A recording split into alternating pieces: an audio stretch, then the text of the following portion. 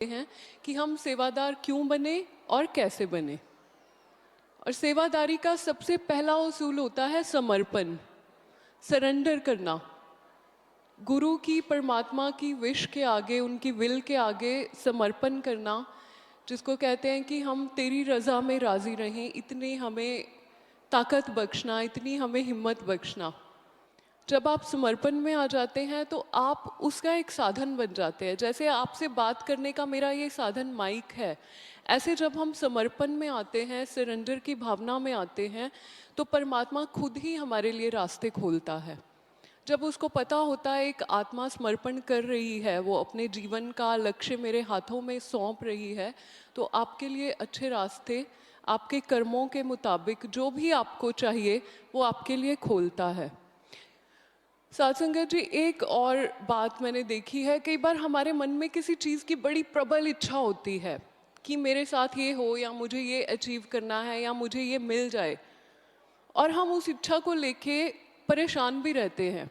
हम जहाँ जाते हैं, माथा टेकते हैं, प्रार्थना करते हैं, हमारे मन में कहीं ना कहीं वही इच्छा चलती रहती है। लेकिन कई बार ऐसा होता है, हमारी बाकी तो सारी इच्छा पूरी हो रही है, सिर्फ वही एक इच्छा जिस पे हम अड़े हुए हैं कि पूरी हो जाए, हम बार बार मांग रहे हैं, वही पूरी नहीं होती। तो उस बात को लेके डिप्रेस्ड मत हो, परेशान मत हो, समर्पण में आओ और इस बात को मानो कि अगर ये मेरे बार बार मांगने पर भी, और मेरे पास एक संपूर्ण गुरु, एक संपूर्ण परमात्मा होते हुए भी पूरी नहीं हो रही, तो शायद कहीं मेरे लिए ये चीज़ मेरे कर्मों में नहीं बनी। शायद ये चीज़ मुझे आज अच्छी लग रही है, लेकिन लॉन्ग रन में अगर मैं दूर, आज से 5 साल बाद, 10 साल बाद के लिए सोचूं, तो शायद ये मेरे लिए अच्छी नहीं है। तो परमात्मा हमारे लिए वो चीज़ नहीं देते। तो अपने फेथ को, अपने विश्वास को, अपनी श्रद्धा को कभी भी दुनियावी इच्छाओं से मत तोला कीजिए, क्योंकि जहाँ उसकी दृष्टि जाती है, वो आपका एक ही जन्म नहीं, 5 साल 10 साल नहीं, एक जन्म नहीं, वो आपके पिछले भी सारे जन्म जानता है, आपके आने वाले भी सारे जन्म जानता है।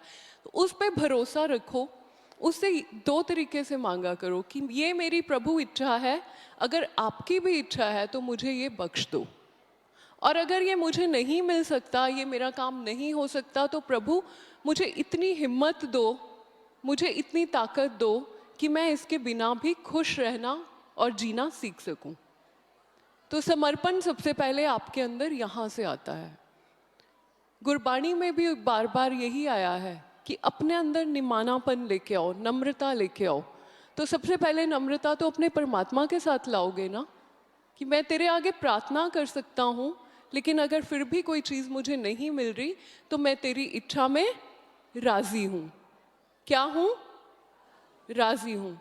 मेरे को प्रभु इतनी हिम्मत देना कि मैं इस चीज़ के बिना भी खुश रह सकूं, और दूसरी बात, मेरा तेरे में कभी विश्वास डोले ना। ठीक है? हमारी परीक्षा हो जाती है जब हम परमात्मा से जुड़ने की कोशिश करते हैं ना। आप लोगों ने नोट किया होगा, काफ़ी लोगों ने, जब जब आप ज़्यादा जुड़ाव महसूस करोगे, बैराग महसूस करोगे दुनिया से, आप सोचोगे कि मैं इससे आगे क्या हूँ, आपकी कोई ना कोई परीक्षा हो जाएगी और आप फिर वापस धरती पे आ जाओगे। तो इस चीज़ को सीखो। अगर आपने स्पिरिचुअली आगे बढ़ना है तो सांसारिक तौर पे ठोस, मजबूत बनना सीखो। और ठोस कौन से लोग होते हैं, मजबूत कौन से लोग होते हैं? जिन्होंने अपनी लाइफ में बैलेंस प्राप्त किया होता है। बैलेंस समझते हैं आप लोग? बैलेंस्ड लोग वो होते हैं जो हर छोटी छोटी चीज़ पे डोल नहीं जाते, हर छोटी चीज़ पे बहुत रिएक्शन नहीं करते। और वो लोग कौन होते हैं? जो अपने अंतर से, जिनकी जड़ें मजबूत होती हैं, जो ग्राउंडेड होते हैं। ग्राउंडेड होने का बेस्ट तरीका क्या है? फिर समर्पण में आना और एक्सेप्टेंस में आना। ठीक है? पहले मानना कि वो जो दे रहा है वो बेस्ट ही है। फिर भी अगर मेरे अंदर कोई इच्छा, या मेरी ज़िंदगी में ऐसा कोई चैलेंज, कोई रिश्ता, कोई पैसे वाइज प्रॉब्लम, कोई बीमारी वाइज प्रॉब्लम है जो रिजॉल्व होने में, ख़त्म होने में आ ही नहीं रही, तो मानो कि कहीं ना कहीं आपके कर्मों में वो चीज़ ज़रूरी थी। एज अ सोल, एक आत्मिक रूप पे इस जन्म में वो वाला पाठ आपका पढ़ना ज़रूरी था, वो लेसन सीखना ज़रूरी था। जो जो आप इस बात का चिंतन करोगे, आप शांत होते जाओगे अंदर से। मैं बाहर से शांत होने की बात नहीं करती, बाहर से हम लोग बहुत शांत होते हैं, अंदर तूफान मचे रहते हैं। बैलेंस्ड वो लोग होते हैं जिनको अंदर के तूफान और बाहर अपनी पर्सनालिटी को बैलेंस करना आ जाता है। तो जब मैं यहाँ पे बैठ के बात करती हूँ तो मेरी बात हमेशा मेडिटेशन, सिमरन, अभ्यास से इसलिए शुरू होती है क्योंकि कहीं ना कहीं जो आप भीतर से होते हो, फाइनली आपकी ज़िंदगी बाहर से वही रूप लेना शुरू कर देती है। बैलेंस हमें भीतर से लाना है। बड़े बड़े पेड़ देखे हैं आपने, 100 कई कई 100 साल पुराने बरगद के पेड़, पीपल के पेड़, वो पेड़ क्यों बड़े मजबूती से खड़े रहते हैं? मौसम की मार तो उन पे भी उतनी पड़ी जितनी बाकी पेड़ों पे पड़ी, क्योंकि जितना लंबा टाइम से वो खड़े हैं ना, उनकी जड़ें धरती के अंदर जाती जा रही हैं, वो अंदर से मजबूत है। बड़े से बड़े आने वाले तूफान, आंधियाँ उनको नहीं उड़ा पाते, उनको उखाड़ नहीं पाते, क्योंकि उनकी जड़ें हैं ना, वो विकसित होने में टाइम लगा है। इसी तरह से जब हम मनुष्य रूप में आते हैं ना, हमारी सबसे बड़ी कमजोरी पता क्या होती? इमोशंस। हम लोग अपनी सोच के बहाव के साथ बह जाते हैं। जिस दिन सुबह अच्छी खबर मिल गई तो मूड अच्छा है, सारा दिन अच्छा होगा, हम बड़ी से बड़ी गलती भी माफ़ कर देंगे बच्चों की। जिस दिन मूड खराब हुआ, सुबह की शुरुआत या कोई ख़राब खबर दिन में मिल गई, हमारा मूड उखड़ा उखड़ा हुआ, हम छोटी छोटी बात पे गुस्सा करेंगे, छोटी छोटी बात को गलत लेके जाएंगे। सामने वाला बोल कुछ रहा है, हम उसका मीनिंग कुछ और निकाल रहे हैं। ये होता है ऑफ बैलेंस होना। तो आप में से कितने लोग चाहते हैं कि वो एक बैलेंस्ड लाइफ जिएं, अंदर से मजबूत बने? सभी चाहते हैं, मुझे पता है, हम सब चाहते हैं, मैं भी चाहती हूँ। उसके लिए जो एक तरीका मुझे समझ में आया, आज मैं वो आपके साथ शेयर करने फिर बैठी हूँ। आज हम मेडिटेशन करेंगे, लेकिन इस बार हम मेडिटेशन 3 हिस्सों में करेंगे। महाराज जी के घर में बैठे हुए हमें मौका मिला, हम 3 दिन आपस में रूबरू होके बैठेंगे, तो 3 हिस्सों में हम अपनी मेडिटेशन करेंगे। आज हमारी मेडिटेशन रहेगी चैंटिंग के ऊपर, जाप करेंगे आज हम। आपने देखा है, कभी भी गुरुद्वारा जाओ, मंदिर जाओ, चर्च जाओ, तो कई बार वहाँ जाते ही, आपका विश्वास हो ना हो, जाके वहाँ बैठते ही आपको एक बड़ी अच्छी सी शांति का अनुभव होता है ना? मंदिर में जो परमात्मा की एक मूर्ति बनाई है, परमात्मा वही तो नहीं है ना? परमात्मा तो हर शय के अंदर है, परमात्मा तो हर कण के अंदर है। लेकिन उस पर्टिकुलर मंदिर, गुरुद्वारे या चर्च में पता क्यों शांति का अनुभव होता है? क्योंकि हर इंसान वहाँ जाके ना शांत होने की कोशिश कर रहा है, परमात्मा से शांति और सुख मांग रहा है। तो वो जो उस वातावरण में, उस एनवायरनमेंट में उनकी सोच की एनर्जी जाती है ना, वो वहाँ पे रहना शुरू हो जाती है। तो वहाँ का ऑरा, वहाँ का एटमॉस्फेयर ही ऐसा बन जाता है, शांत वाला। जब हम अपने पे मेहनत करेंगे, हम अपनी ज़ुबान से, अपनी सोच से, ये 2 तरीकों से हम जिंदगी को जीते हैं, अंदर से सोचते हैं, बाहर से बोलते हैं। यही है ना 2 तरीके खुद को एक्सप्रेस करने के, जीने के। जब हम इन 2 चीज़ों को साफ, पाक, पवित्र करना शुरू कर देंगे ना, हम खुद ऐसे हो जाएंगे जैसे मंदिर में बैठने के बाद शांति का अनुभव।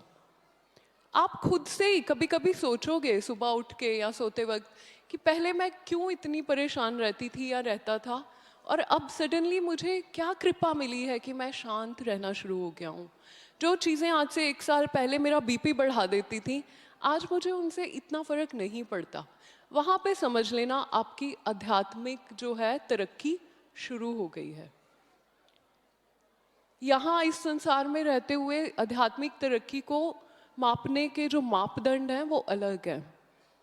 परमात्मा से एक हो जाना हमारी सफ़र का बहुत बाद का स्टेप है। शुरुआत हमें यहीं से, खुद के ऊपर से करनी पड़ेगी, खुद के शरीर से, खुद की सोच से। तो आज हम सारे मिलके अच्छे से जप करेंगे, चैंटिंग बोलते हैं जिसको, ठीक है? ज़ुबान से इसलिए करेंगे क्योंकि सबके बस का नहीं होता एकदम से अंदर गए और बाहर की दुनिया से कनेक्शन तोड़ा और भीतर चले गए। इसको हम अब 3 स्टेजेस में करेंगे। आज हमारी फर्स्ट स्टेज है, आज हम लोग जप करेंगे और सब लोग करेंगे, मैं जब सबके साथ बैठती हूँ ना, मैं बता रही हूँ आपको, मैं इतना लकी फील करती हूँ, क्योंकि ये माना जाता है, अध्यात्म के फील्ड में ये चीज़ मानी जाती है कि कई बार हमारे अकेले के कोशिश करने से हमें नहीं आगे से वेलकम मिलता, हमारे अंदर के दरवाजे नहीं खुलते, हमारी एनर्जी मूव नहीं करती। आप लोग चक्रास के बारे में जानते हैं? चक्र होते हैं हमारी बॉडी के अंदर जो आंखों से नहीं दिखते, पर ये अब साइंस भी मान चुकी है। हजारों साल पहले योगा शुरू 5,000 साल पहले हुआ था, वो भी मानता है। और जिन लोगों ने एक्चुअली में जप तप तपस्या की हैं, जिन महापुरुषों ने, संतों ने, वो सब इस सच्चाई को जानते हैं कि हम मनुष्य शरीर ही नहीं हैं, हम शरीर के अंदर भी कुछ हैं। और हमारे चक्रास जो हैं, हमारे मूलाधार से शुरू होते हुए हमारे सहस्रार चक्र तक जाते हैं। यहाँ हमारे जब ये चक्र खुलते हैं ना, आध्यात्मिक तरक्की तो होती होती है। जिन इन लोगों के चक्र बैलेंस होने शुरू हो जाते हैं ना, ठीक घूमते हैं ये कोई ऐसे पड़ी नहीं हुई चीज़, ये घूमती है। जिसकी एनर्जी साफ होगी, जिसकी थॉट साफ होंगी, जिसके कर्म साफ होंगे, उसके चक्र उतनी ही सही गति से सही डायरेक्शन में घूमते हैं। और उससे आपको हेल्थ बेनिफिट बहुत मिलते हैं, आपका स्वास्थ्य बहुत अच्छा हो जाता है, आपके अंदर शांति आनी शुरू हो जाती है।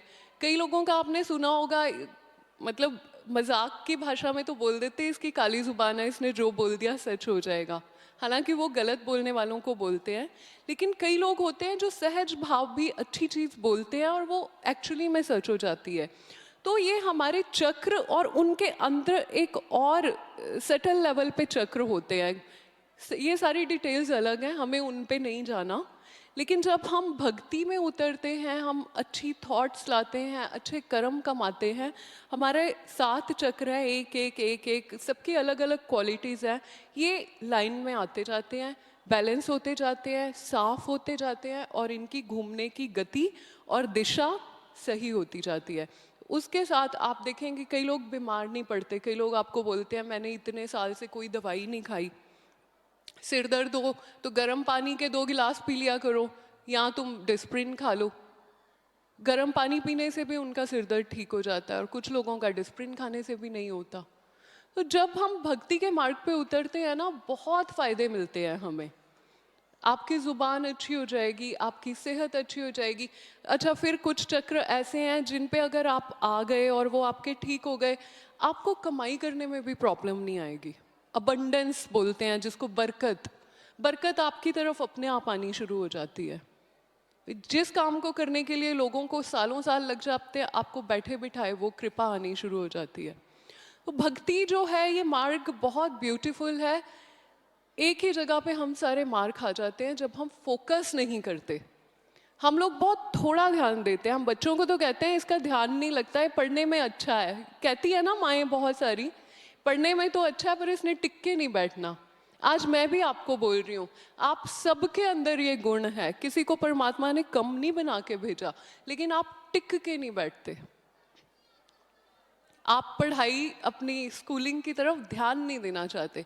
आपको 10 मिनट ये इंजॉय करना है, बोर हो गए, अब अगले 15 मिनट मुझे टीवी देखना है, मैं बोर हो गया, अब मुझे सैर करनी है, अब मुझे फ़ोन करना है, अब मुझे बातें करनी है, अब मुझे कुछ खाना है। आपका एक भी काम ठीक से नहीं हो पाता। तो भक्ति एक ऐसी सबसे उच्च अवस्था का एक वरदान, एक ब्लेसिंग है आपके लिए। आपको बार बार, इतने साल हो गए महाराज जी का सत्संग सुनते हुए, टीवी में भी अब तो बड़े अच्छा युग चल रहा है, आपको टीवी में भी अच्छी बातें सुनने को मिलती हैं, सोशल मीडिया पे भी बड़ी अच्छी अच्छी बातें खुल के आती हैं। वो अलग बात है कि हम ध्यान किस पे टिका रहे हैं। तो आप ये अच्छे से समझते हो, अगर आपने अपनी सोच और अपनी वाणी और अपने कर्म बैलेंस करने हैं, कंट्रोल करने हैं, तो उसकी शुरुआत